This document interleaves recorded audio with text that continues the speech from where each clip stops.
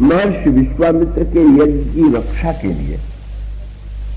तब महर्षि दशरथ से महर्षि विश्वामित्र ने याचना की, अनुज समेत देहु रघुनाथा, निश्चर वध में होव सना था, आप अपने दोनों पुत्रों को दे दीजिए, मैं समाप्त हो जाऊंगा, राक्षसों का वध होगा, यज्ञ पूरा होगा, आपको भी यश मिलेगा, आपके भी, और आप विश्वास कीजिए इनका भी महान कल्याण होगा।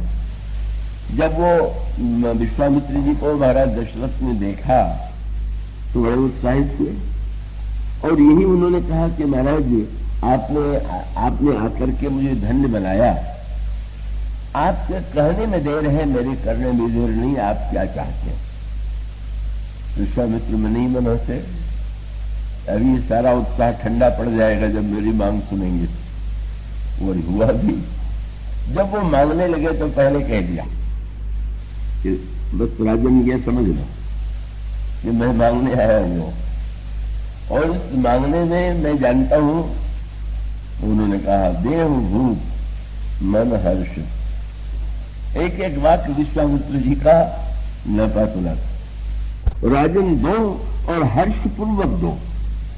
कितना बड़ा सूत्र है, देना जीवन की बाध्यता है, कोई चाहे अथवा न चाहे देना पड़ता है, पर देते समय हम चाहे हर्ष से दें, दुख से दें, किसी रूप में दें, तो ऐसा तो हो ही नहीं सकता है कि व्यक्ति ये निर्णय कर ले कि हम लेंगे देंगे नहीं, पर बहुधा हम लोग ले करके प्रसन्न होते हैं, दे करके दुखी होते हैं। देना पड़ता है और जीवन भी व्यक्ति न दे तो अंत में तो सब कुछ दे ही डालना पड़ता है, बिना दिए ही सब कुछ छिन जाता है। कि उस मनुष्य के जीवन की यही परिणति है। और जब कोई व्यक्ति सत्य को समझ ले कि ये तो देना अनिवार्य है, वो लहूंगा था जो गंध भरी है कि कोई बेचारे बूढ़े यात्री प्रविष्ट हुए, गाड़ी में स्थान भरा हुआ था, तो युवक के पास कुछ अधिक स्थान था, लेकिन वृद्ध को उन्होंने स्थान नहीं दिया। सोचा कि मेरी तो ये गन्ने हैं, बैठ जाएंगे तो दुर्गंध आ जाएगी, कष्ट होगा, तो स्थान नहीं दिया, बूढ़े खड़े रहे। तो वो कुछ स्टेशनों के बाद जहां उस युवक को उतरना था, जब उतरने लगा तो उसने ये कहा कि लीजिए लीजिए दादा, हम आपको ये सीट दिए जाते। तो बूढ़े सज्जन विनोदी थे, उन्होंने कहा इसको लेते ही जाइए, दे क्यों जा रहे हैं?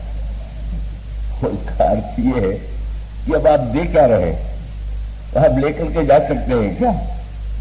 और इसका अर्थ यह है कि जब देने की बाध्यता है तो व्यक्ति विवेकी जो होगा वो हर्षपूर्वक देगा। और इसलिए गोस्वामी जी ने कहा, उन्होंने आम को प्रतीक बनाया दान के संदर्भ में। उन्होंने कहा, आपने देखा होगा आम में बहुत फल आते हैं तो वृक्ष झुक जाता है। मानो हम सीखना चाहें तो वृक्षों से भी सीख सकते हैं। और इसका अभिप्राय यह है, बहुधा संपत्ति पाकर के व्यक्ति तन जाता है, उसका सिर और भी न झुकने वाला हो जाता है। पर आम के वृक्ष ने कितना सुंदर दृष्टांत दिया, फल आने पर वो झुक गया। और वही सूत्र है कि पाने पर अगर आपने पाया है तो विनम्रता निरभिमानता आनी चाहिए। और गोस्वामी जी ने जो वाक्य कहा कितना सुंदर है, फल धारण भरी विटप सब रहे भूमि निराई, पर उपकारी पुरुष जिमि नवनी सुसंपत्ति पाए। संपत्ति पा करके, लेकिन तुलसीदास जी ने इस दोहे में संपत्ति और भार दो शब्दों का प्रयोग किया। पहली पंक्ति में है फल धारण भरी, फल के बोझ से वृक्ष झुक गए, और अगली ही उसी में है पर उपकारी नवहि जिमि, पर उपकारी पुरुष जिमि नवहि सुसंपत्ति पाए। तो फिर प्रश्न यह है कि वो जो वृक्ष में फल लगा हुआ है वो भार है कि संपत्ति? और ये दोनों शब्द बहुत सुंदर हैं। लेने वाले को चाहिए कि वो समझे कि ये अपनी संपत्ति दे रहे हैं, और देने वाले को चाहिए कि वो सोचे कि हम अपना भार हल्का करें। अगर ये दोनों देने लेने वाले के मन में लेने वाला अगर ये अनुभव करता है कि भाई इन्होंने संपत्ति दे करके मेरे उपकार किया है तो उसके मन में कृतज्ञता आवेगी, और देने वाला अगर ये समझ ले कि मैंने संपत्ति दे करके इनको धन्य बना दिया तो अभिमानी हो जाएगा।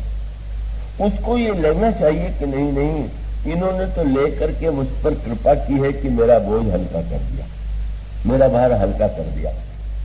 अब लेने वाला कहे कि हम तो भार हल्का कर रहे हैं, वो तो जेब काटने वाले सबकी जेब का बोझ हल्का कर देते।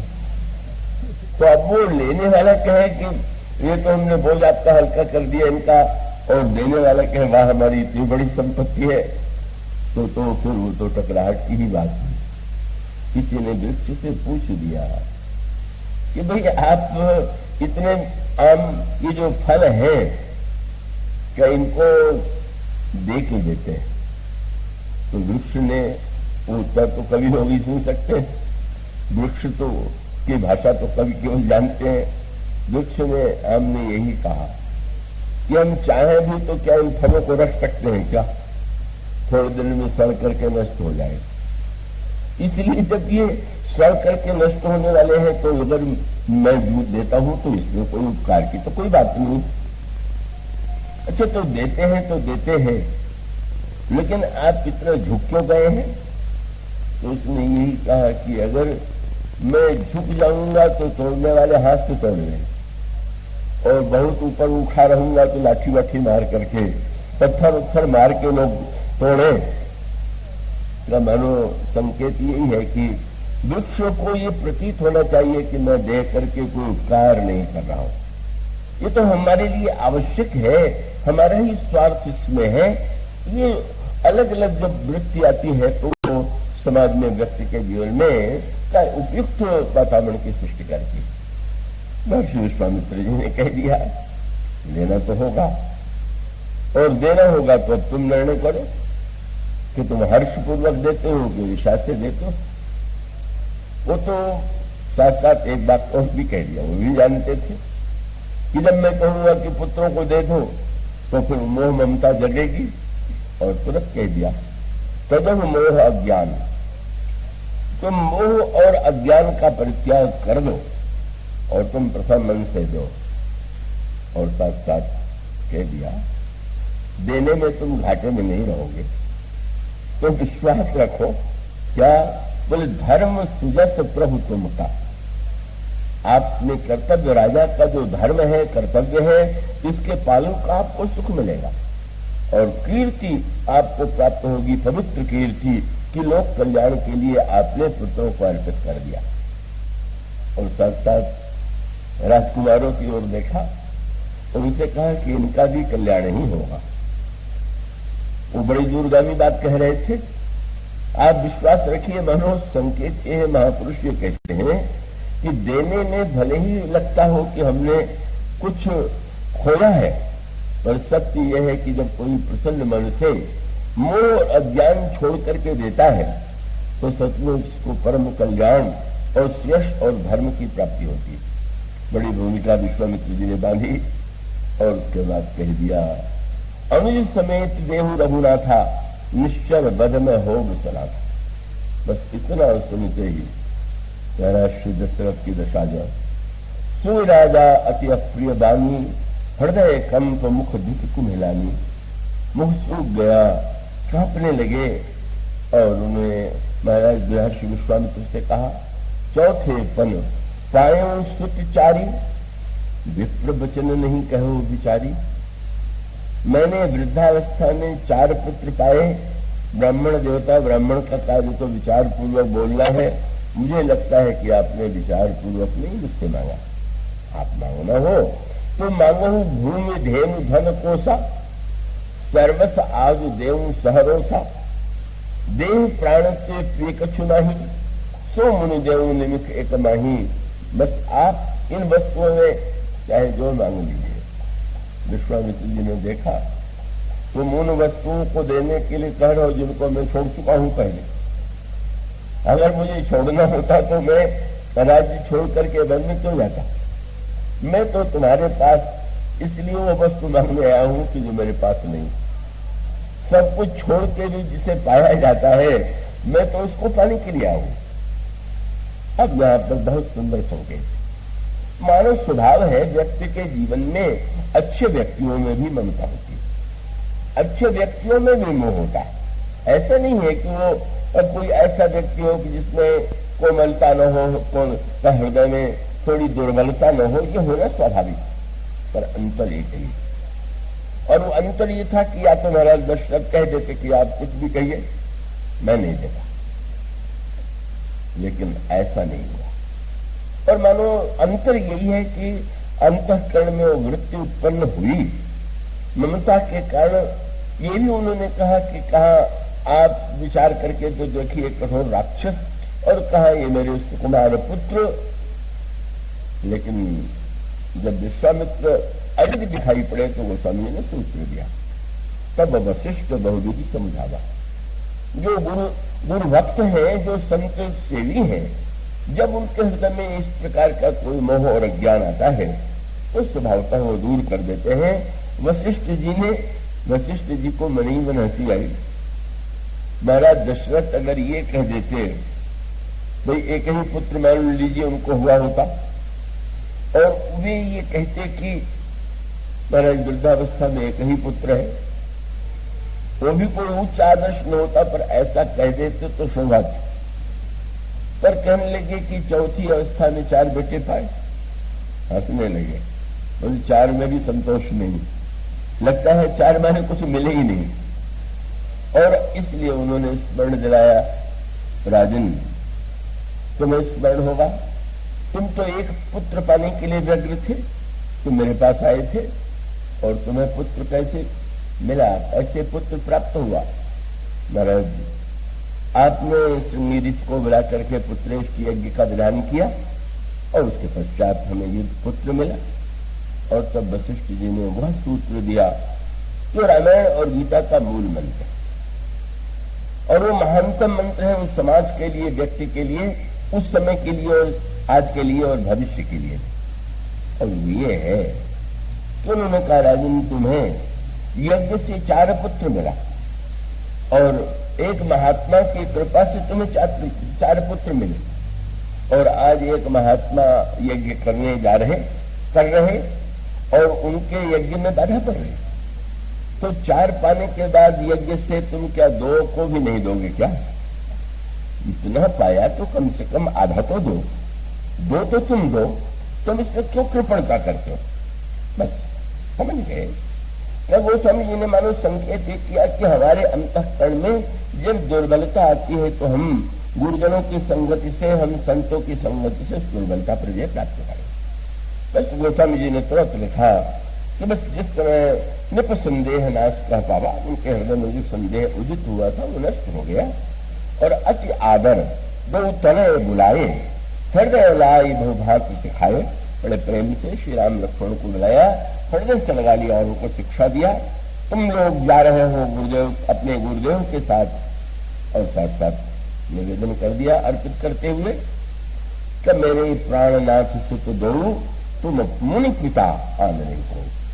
आज से आप ही इनके पिता हैं, और बस यही मैं आपसे निवेदन कर सकता हूं। मानो एक सूत्र और बड़े महत्व का सूत्र है। विवाह क्या है, विवाह का उद्देश्य क्या है, और श्री राम के विवाह के क्या ये जो यात्रा है, उस यात्रा में जो घुड़ावदार यात्रा, उसका तात्पर्य क्या है।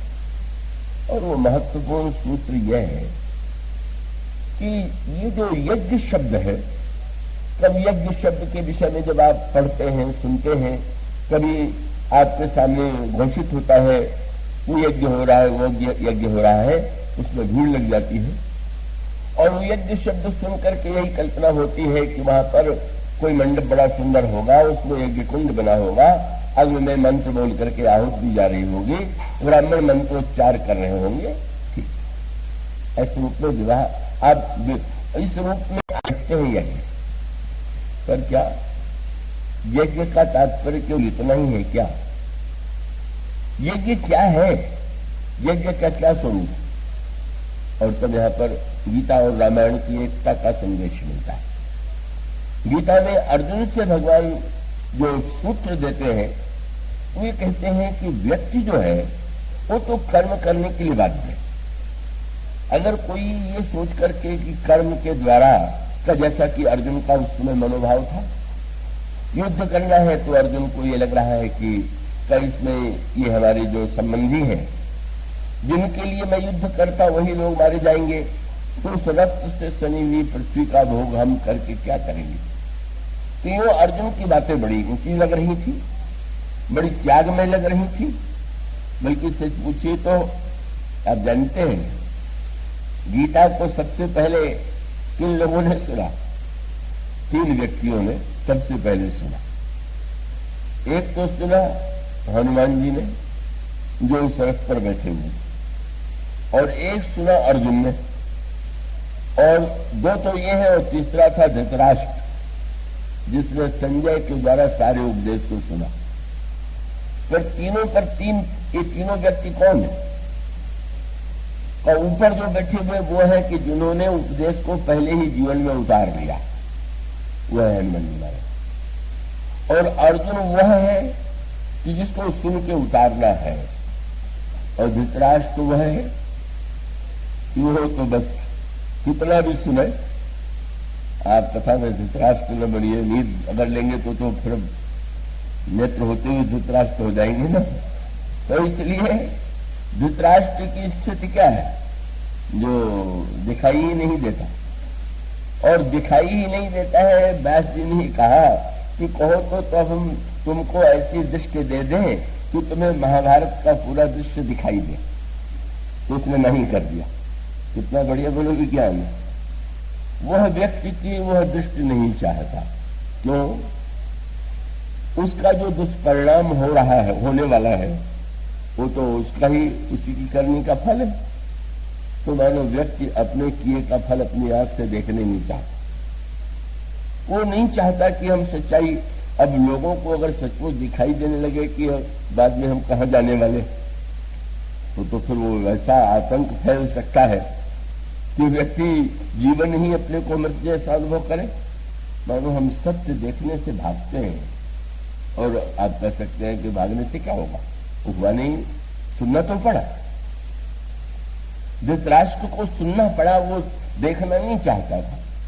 उसने यही कहा कि मैं तो नहीं देखना चाहता, अब आप चाहे तो संजय को दृष्टि दे दे, वो मुझे सुना देंगे।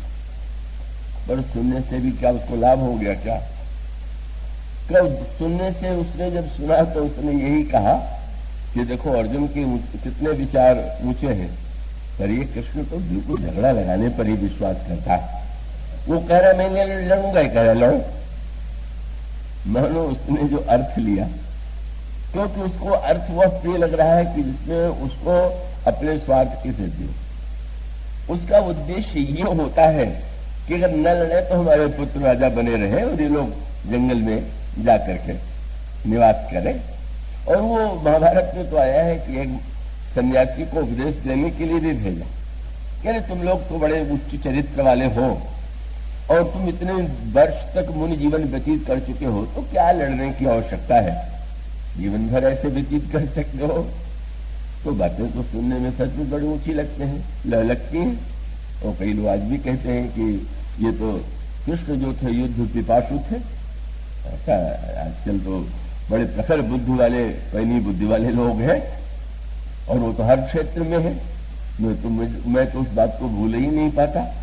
जब महाभारत चल रहा था दूरदर्शन पर, तो जिस व्यक्ति ने दुर्योधन का अभिनय किया, मैं उसका नाम मुझे याद भी नहीं और याद रखना भी अच्छा नहीं लगता। उससे किसी पत्रकार ने जाकर के पूछा, क्या आप दुर्योधन का अभिनय करके आपको कैसा लगता है? बहुत, मैं अपने अभिनय से पूरा संतुष्ट हूं। पत्रकार ने पूछ दिया, अच्छा आपकी दृष्टि में महाभारत का सबसे श्रेष्ठ और अच्छा पात्र कौन है? तो उसने कहा दुर्योधन। ये यहां तक भी कोई बात नहीं, पर पत्रकार ने फिर पूछ दिया कि सबसे बुरा पात्र कौन था? तो उसने कहा कृष्ण। उसका अर्थ यह है कि इस युग में भी ऐसे व्यक्ति हैं कि वो दुर्योधन केवल अभिनय में ही नहीं, उनको दुर्योधन की तरह दृष्टि भी मिल चुकी है, उनको कृष्ण में ही तो दोष दिखाई देते हैं। भगवान कृष्ण जानते हैं कि कोई बात केवल बहुत ऊंची है उसको कह देना, और आवेश में उसको क्रियान्वित कर देना वो तो सरल जान पड़ता, किंतु और ये बड़े महत्व का जीवन सूत्र है कि आप जब किसी आवेश में आते हैं, आवेश बुरा है तो भी बुरा और आवेश अच्छा है तो भी अच्छा नहीं, ये बड़े महत्व का सूत्र है। तो इसका अर्थ यह है कि अर्जुन, लोग जब आवेश में त्याग कर देते हैं तो वस्तु का त्याग कर देते हैं, पर त्यागी कहलाने के लिए बेचैन रहते कि लोग कम से कम ये तो कहें कि बड़े त्यागी जी हैं। और उसके विपरीत जब वो ये कहेंगे कि ये तो दुर्योधन कायर है, अर्जुन तो कायर है, तो तुम्हें क्रोध आ जाएगा और फिर तुम एक बार लड़ाई के लिए प्रस्तुत हो जाओगे कि मैं दिखला दूं कि मैं कोई कायर नहीं हूं, तो मैं हरा सकता हूं। इसलिए तुम आवेश में मत आ जाओ। कभी इसकी भी आवश्यकता होती है कि युद्ध भी करना पड़ता है, संघर्ष भी करना पड़ता है। और तब यह प्रश्न था कि महाराज फिर वो तो हिंसा का पाप लगना स्वाभाविक है। तो भगवान ने जो सूत्र दिया वो सूत्र ये है कि कर्म जो है वो अपने आप में ही एक तो जीवन की बाध्यता है, पर बाध्यता के कर्म को हम अगर सही सही पद्धति से करना सीख जाए तो हमारा जीवन जो है उन समस्याओं से मुक्त होगा जो कर्म के साथ समस्या है। और भगवान ने अर्जुन को वो जो सूत्र दिया वह सूत्र बड़े महत्व का है। उसका अभिप्राय है कि हिंसा जो है एक व्यक्ति भी करता है, दूसरे व्यक्ति की हत्या कर देता है। और युद्ध क्षेत्र में सैनिक भी जब युद्ध करते हैं तो सामने वाले सैनिकों की हत्या करते हैं, लेकिन का एक व्यक्ति की हत्या करने वाले को फांसी पर चढ़ा दिया जाएगा।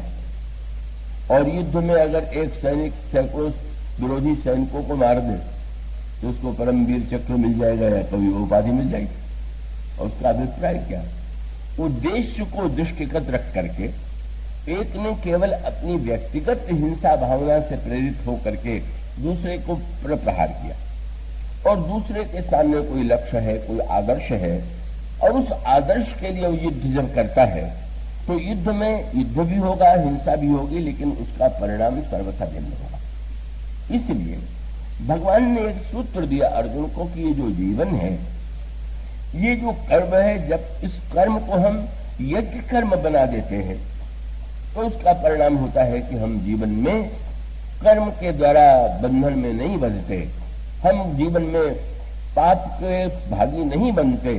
इसलिए भगवान ने यज्ञ कर्म का उपदेश दिया। और वो यज्ञ कर्म का उपदेश भगवान ने कहा कि वस्तुतः ब्रह्मा ने जो सृष्टि को बनाया है उसके साथ साथ यज्ञ का निर्माण किया, और उन्होंने कह दिया कि इस यज्ञ चक्र को एवं प्रवर्तितम चक्रम, ये चक्र है। और यज्ञ चक्र को जो जीवन में उतार चुका है वो व्यक्ति धन। रामायण का सूत्र ये है, हमें अपने पूरे जीवन को ही प्रभु बताना चाहते हैं कि हम उसे यज्ञ के रूप में, यज्ञ ये नहीं कि ये क्रिया यज्ञ है और ये क्रिया यज्ञ नहीं, वो तो उपनिषदों में लिखा हुआ है, ज्वर भी आ जाए तो भी यज्ञ है। और उन्होंने तो यज्ञ को इतना विस्तृत रूप दिया है, और मानो इसका अभिप्राय कि हमारा जीवन का प्रत्येक क्षण जो है, हमारा सारा जीवन ही यज्ञ के रूप में परिणत हो जाए।